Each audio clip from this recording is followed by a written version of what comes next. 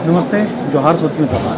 देखिए, आपको सबसे पहले दिखाते हैं एक किताब जो जयपाल सिंह मुंडा ने खुद लिखी है और इस किताब का शीर्षक है आदिवासी। दोस्तों, मरान गोमके के नाम से मशहूर जयपाल सिंह मुंडा को हर कोई झारखंड में जानता है। ना केवल झारखंड में बल्कि झारखंड के बाहर भी जयपाल सिंह मुंडा की क्या ख्याति है, किस तरह से उसने अपने जीवन भर झारखंड के लिए काम किया और वो जब तक जिंदा रहे आदिवासियत और झारखंड का झंडा बुलंद करते रहे।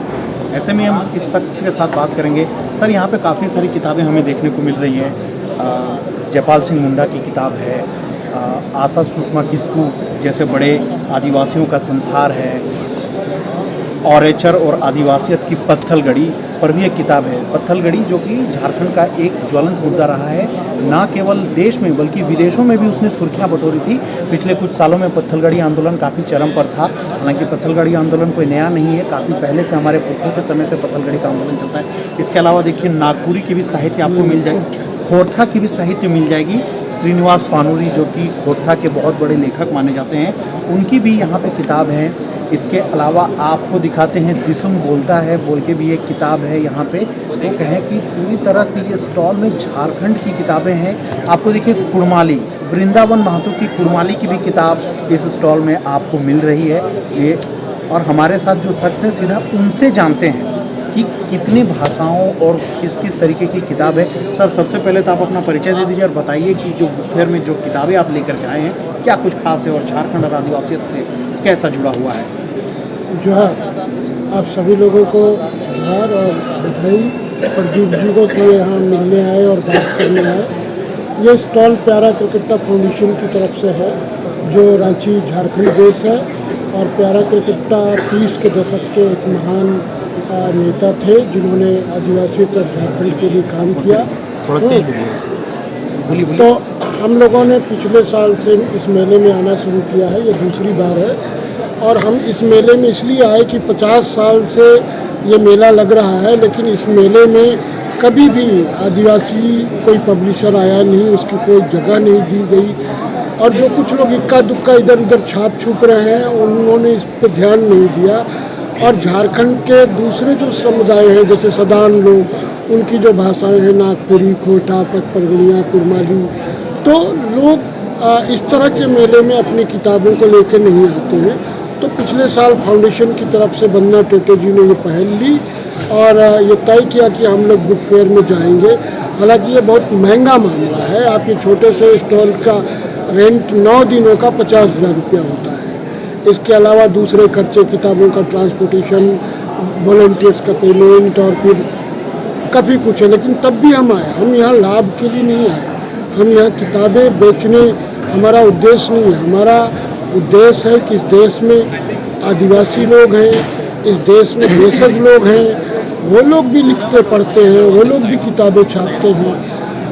ये पूरे मेले में ये एकमात्र स्टॉल है जिसमें आपको 27 भाषाओं में किताबें मिलेंगी। भारत के बहुत सारे आदिवासी भाषाओं में यहाँ किताबें हैं और झारखंड की तो सब भाषाएं हैं। अभी तक मेले में आपको कैसा रिस्पांस मिला? मैंने झारखंड के नहीं, मतलब आदिवासियत और जो कहते हैं कि खोटा कुड़माली भाषी, कितने लोग आए हैं और किस तरह से आपका रिस्पांस है?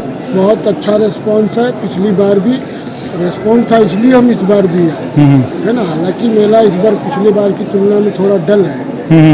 अच्छा, एक चीज़ ये बताइए कि जो किताबों में हमारे पूर्वजों ने जो लिख करके गए हैं, चाहे वो जयपाल सिंह मुंडा हो, खोटा के साहित्यकार हो, कुड़माली के साहित्यकार हो, या जो कोई भी झारखंड ही नहीं जो इस पर काम करते हैं आदिवासियत और समाज पर, उन्होंने सालों पहले वो सब चीज़ें लिखी और आज का जो वर्तमान है, चूँकि आपने कई पीढ़ियों को देखते हुए आप यहाँ तक का सफ़र तय किए, अंतर कितना आपको समझ में आता है लेखनी और प्रैक्टिकल में? अभी जो लोग लिख रहे हैं, पढ़ रहे हैं, आंदोलन कर रहे हैं, दरअसल वो मूल मुद्दों तक उनकी समझ ठीक से बन नहीं पाती। वो तात्कालिक चीज़ों से प्रभावित हैं और तात्कालिक ज़रूरतों के हिसाब से रिएक्ट कर रहे हैं, चाहे वो राइटिंग में हो, चाहे वो मूवमेंट हो, है ना। तो आपका जो सवाल है कि सबसे पहले आपको ये देखना होगा कि क्या आज जिन सवालों पे हम लोग उद्वेलित हैं, वो इसके पहले नहीं थे क्या वो सवाल? और अगर थे तो उस समय जो हमारे संगठन थे, अगुआ थे, है ना, उन लोगों ने उसको कैसे डील किया, उस पर उनके क्या विचार थे और वो किस तरीके से इन समस्याओं को देख रहे थे, है ना। अभी दिक्कत है कि ज़्यादातर खास करके ये डिवाइस आने के बाद और सो कॉल्ड सोशल मीडिया आने के बाद एक अजीब किस्म के लोगों के बीच में क्या बोलेंगे ना, रेस है ना।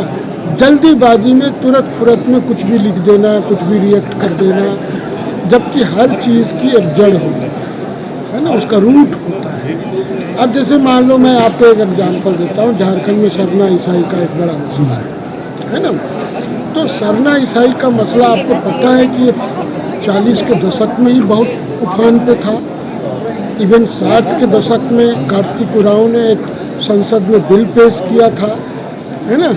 तो अब जिनको नहीं मालूम है उनको लगता है कि अभी ये मुद्दा आ रहा है। उसी तरीके से ज़मीन का सवाल, जो CNT का सवाल है, तो आपको ये स्थापित किया गया पिछले कुछ सालों में कि CNT ओनली फॉर आदिवासी। कितनों को मालूम है कि CNT झारखंड के आदिवासी और सदान, मूलवासी जिसको कहते है ना, उन दोनों के ज़मीनों के लिए वो कानून था, अपर कास्ट को छोड़ देके, है ना। तो बाकी सब के लिए था। लेकिन सदानों में जो कुछ समाज थे उन्होंने कि उनकी ज़मीन बिक जाएगी, उनको खूब पैसे मिल जाएंगे, उन लोगों ने खुद ओवरलुक्ड किया इस चीज़ को, है ना। और ये फैलाने में लोग कामयाब रहे, बिहार सरकार से लेके और तमाम ज़मीन माफिया नेता वगैरह सब लोग, कि ये CNT ओनली लागू होता है आदिवासी। ऐसा नहीं है। CNT आप पढ़ें और उसमें कितनी बार बिहार सरकार ने संशोधन किए और आज तक कोशिश हो रही है कि उसको बदला जाए। वो बहुत हद तक आपकी ज़मीनों की रोकथाम करता है, लेकिन वो इफ़ेक्टिवली आज तक लागू नहीं किया गया। चोर दरवाजे कई है ना, जिन दरवाज़ों से उसकी खरीद फरोख्त होती है। तो हमारा कहना, जब आप इतिहास जानें, है ना, अब जैसे मान लो कि जैसे शॉर्ट में, हाँ, जो आप जैसे इतिहास जानेंगे, तो अब मैंने इतिहास अगर आपको पता नहीं है तो हु आर यू, आप कौन हैं, ये आपको पता नहीं चलेगा। और क्या हमारी समस्याएं नहीं है, क्या हम आज उसको एड्रेस कर रहे हैं, क्या हमसे पहले हमारे एंसेस्टर ने उसको एड्रेस नहीं किया। तो हम लोगों का भी जोर है कि जो पुराना नैरेटिव्स है, क्या अनुभव थे पुराने लोगों को, उन्होंने इन समस्याओं को किस तरीके से देखा, और आज जो लोग, चाहे वो रचनात्मक क्षेत्र में हो, चाहे वो संघर्ष के क्षेत्र में हो, वो उन लोगों को पढ़ के समझ के अपना रास्ता और बेहतर कर सके। ये हमारे फाउंडेशन की कोशिश है। धन्यवाद।